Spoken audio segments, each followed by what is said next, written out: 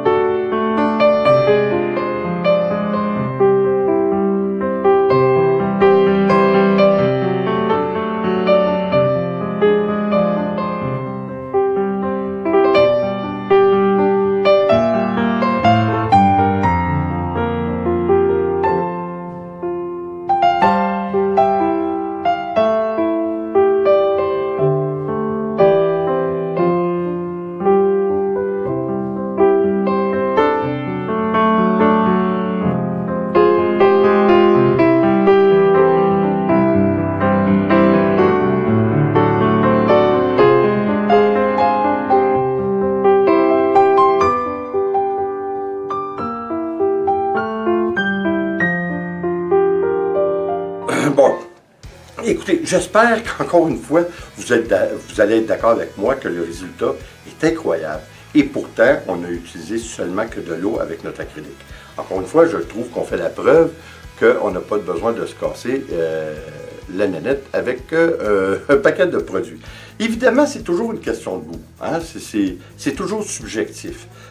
Par contre, c'est vrai que si vous préférez, vous avez le droit, si vous préférez les cellules, ben, vous ajoutez du silicone ou même de la colle blanche. Ce qui fait très bien la job. La colle blanche va vous donner des plus petites cellules. Ça va être un super beau rendu. Et vous savez, c'est subjectif l'art. Hein? Et puis particulièrement en pouring, je crois que c'est encore plus subjectif que d'autres parce que vous avez les puristes en réalisme qui trouvent que c'est même pas de l'art. Hein? Puis ça, je trouve ça d'un ridicule. Ces gens-là me font la preuve que c'est pas des vrais artistes. Pour dire ça, c'est juste ce que j'appelle des pètes en cul. Écoutez, alors, vous savez, c'est la preuve, encore une fois, qu'avec toutes les techniques qu'on fait en coulage acrylique, vous n'avez pas besoin d'y aller à l'excès dans les produits. Juste de l'eau et de l'acrylique. Encore une fois, Siqueiros nous a fait la preuve que juste ces deux produits font une réaction ensemble qui est extraordinaire. Et puis, je trouve que le résultat se tient très bien contre n'importe quelle autre technique en coulage ou même en réalisme. Écoutez, toujours une question de goût. Mais essayez-les, vous allez voir, vous essayez différentes choses. Et puis c'est ce qui fait la beauté de cet art, c'est que c'est toujours une petite surprise qu'on a. Hein? On a des éléments de base que l'on doit quand même respecter. Mais je veux dire, c'est toujours... Moi, j'ai toujours trouvé que c'est une belle surprise. Je vous avouerai que peut-être sur 200, 300 toiles que j'ai fait, il m'est arrivé de... On dira un 5% que j'ai été désagréablement surpris, mais c'est très très rare. Hein? Normalement, en général, on est agréablement surpris. Écoutez, j'espère que vous allez l'aimer comme moi.